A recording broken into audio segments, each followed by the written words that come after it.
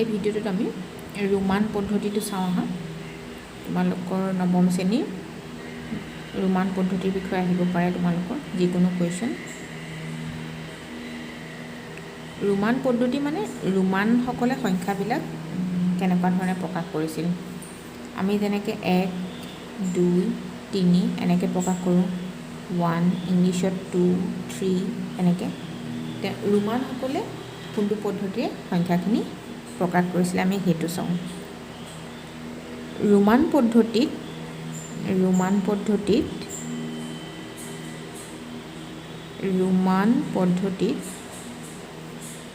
সংখ্যাৰ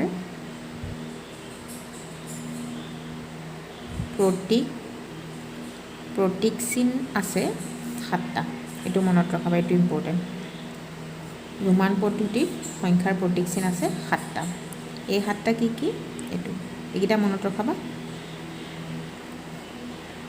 এইটো এটা x l c d m এই 7টা 1 2 3 4 5 6 7 এই 7টা প্ৰতীক চিন লৈ ৰোমানসকলে যিকোনো সংখ্যা প্ৰকাশ কৰে ইয়াৰে তেওঁলোকে মেইনলি কি লৈ চোৱা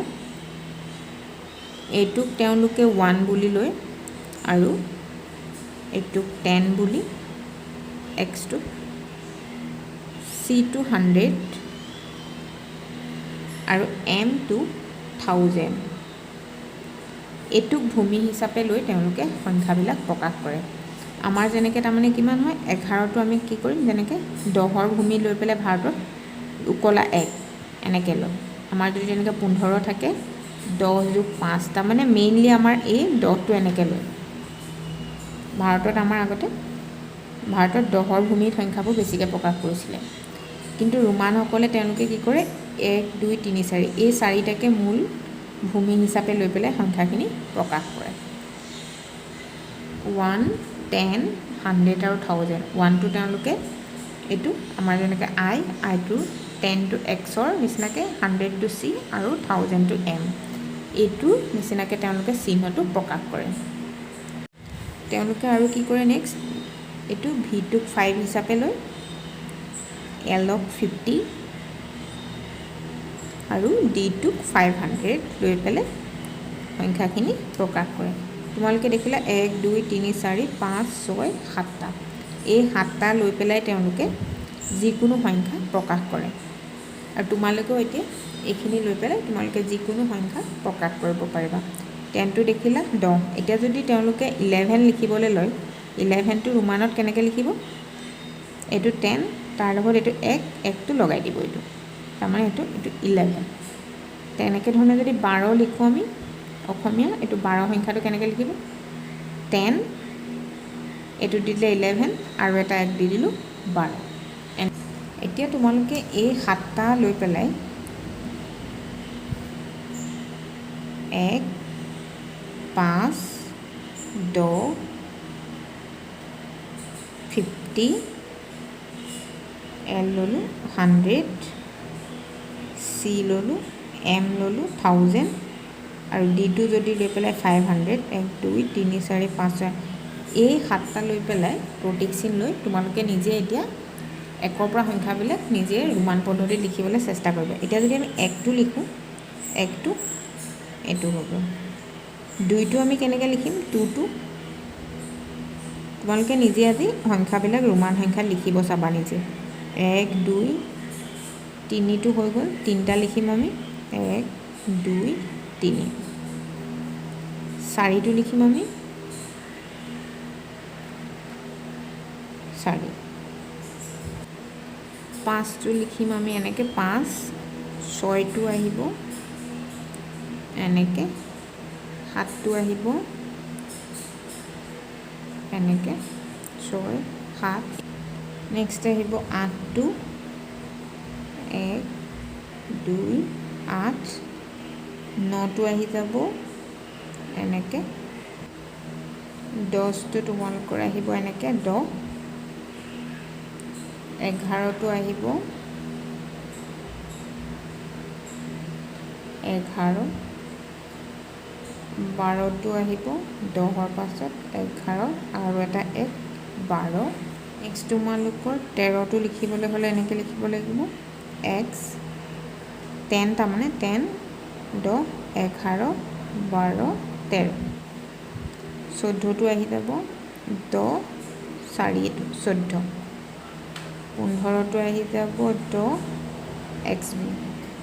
16টো আহি যাব 10 5 6। 17টো আহি যাব 15 16 17। 18টো এনেকৈ আহি যাব x v i i i। 19টো আহি যাব x i x 10 19 মানে 10 9। 20টো আহি যাব x x। 21টো আহি যাব এইটো 20 তাৰ লগত 1। 22টো x x 11 20 এইটো 2টো। এনেকৈ তোমালোকে এনেকৈ সংখ্যাবিলাক ৰোমান সংখ্যাবিলাক নিজে লিখিব চেষ্টা কৰা আৰু তাৰপাছত তোমালোকে সংখ্যাখিনি লিখি কিতাপখনৰ লগত মিলাই চাবা। তোমালোকে নিজেই পাৰিবা গোটেইখিনি লিখিব। তোমালোকে খালি চাবা ইয়াত মাত্ৰ 7টা চিম্বলেই মানে 7টা চিহ্নই ব্যৱহাৰ কৰি পেলাই ৰোমান সংখ্যাখিনি লিখিব লাগিব। কিন্তু ৰোমান সংখ্যাত এটা কথা মন কৰিব লাগিব, ইয়াত 40টো লিখে ৰোমানত লিখে XL। এতিয়া তোমালোকে গম পাব লাগিব যিহেতু Lটো আমাৰ 50 আৰু Xটোত আমাৰ 10 হয়। যদি ডাঙৰটোৰ বাওঁফালে সৰু চিম্বলটো থাকে তাৰমানে সেইটো বিয়োগ কৰিব লাগিব। তাৰমানে এইটো কিমান হ'ব 50 - 10 হৈ পেলাই 40 এইটো বুজাইছে এইটো তাৰমানে। কিন্তু একেধৰণে যদি 60 হয় 60টো ইয়াৰ উল্টা হ'ব LX। LX মানে হৈ যাব এইটো Lত 50 + 10 এইটো হৈ পেলাই হৈ যাব 60 তাৰমানে এইটো বুজাইছে। ৰোমান সংখ্যাত এইটো নিয়ম তোমালোকে মনত ৰখাব লাগিব। ৰোমান পদ্ধতিত কি হয়, ৰোমান পদ্ধতিত যদি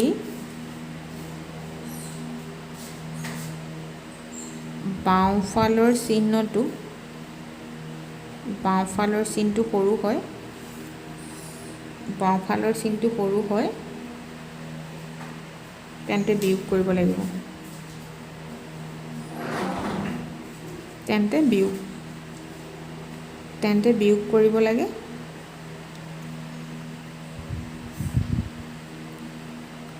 আৰু সোঁফালে যদি সৰু থাকে সোঁফালে সৰু চিন থাকিলে যোগ হয়। সোঁফালে সৰু চিনটো সদায় যোগ হয়। এইটো তোমাৰ যোগ হ'ব। তাৰমানে কি তাৰমানে সোঁফালে যদি থাকে যেনে 60ত তাৰমানে এতিয়া কেনেকৈ লিখিম 50 লগত 10 যোগ হৈছে সোঁফালে থাকিলে যোগ। 40ত কি হ'ব উল্টাটো Lটো লিখি যিহেতু বিয়োগ কৰিব লাগিবতো সেইকাৰণে এইটো এইফালে আহি যাব। ধৰিব পাৰিলে এতিয়া তোমালোকে এইটো মানে কমাই যদি লিখিবলৈ, কাৰণ এইটো 50 লিখি দিলোঁ 50তকৈ কম হ'ব লাগে 10 সেইকাৰণে বাওঁফালে আহিব। এইটো আকৌ 50তকৈ 10 বাঢ়ি যাব সেইকাৰণে এইটো ইমানত আহিব। এইটো যদি 70 হয় 70 হ'লে কিমান আহিব তেন্তে 50 60 70 এনেকৈ। এইটো যদি 30 হ'লহেঁতেন 30টো চিম্পল আমি লিখি দিব পাৰোঁ 10 20 30 এনেকৈও লিখিব পাৰোঁ।